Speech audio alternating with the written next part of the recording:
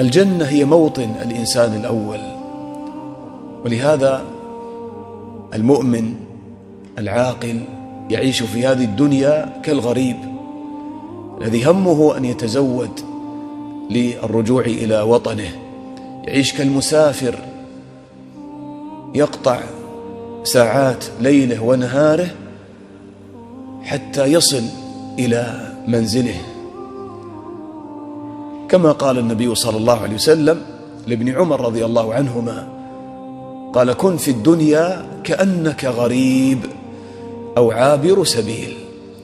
لأن هذه الدنيا ليست هي وطننا، ما خلقنا لأجلها ولا خلقنا أول وهلة فيها، بل أبونا آدم عليه الصلاة والسلام إنما سكن الجنة أول ما سكن.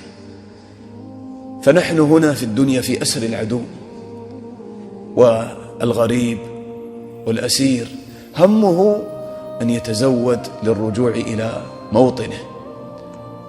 نقل فؤادك حيث شئت من الهوى، ما الحب إلا للحبيب الأول. فكذلك المؤمن يجد أن شوقه العظيم إنما هو لتلك الدار الآخرة.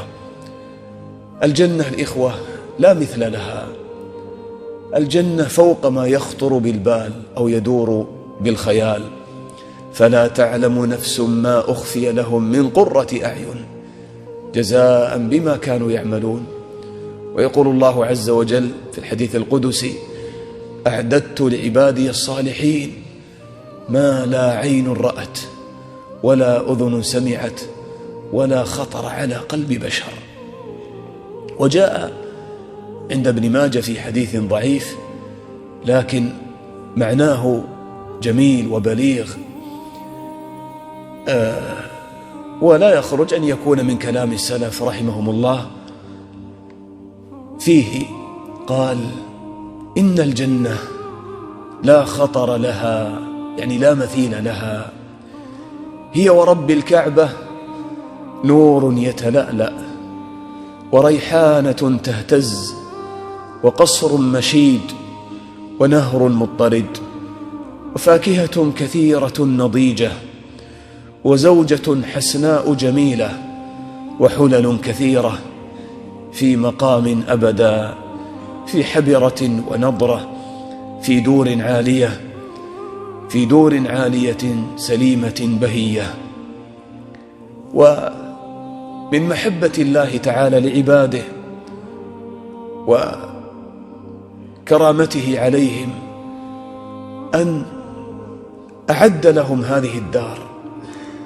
الله تعالى خلق الجنة وأعدها وهيأها لضيوفه، لأوليائه، لأحبابه. والله تعالى يريد أن يقربنا إليه في جنته من محبته لنا، ورضي جل وعلا بعمل يسير لدخول الجنة. كم دعانا ربنا جل وعلا في كتابه إلى جنته، كم رغبنا فيها. والله يدعو إلى الجنة والمغفرة بإذنه ويبين آياته للناس لعلهم يتذكرون.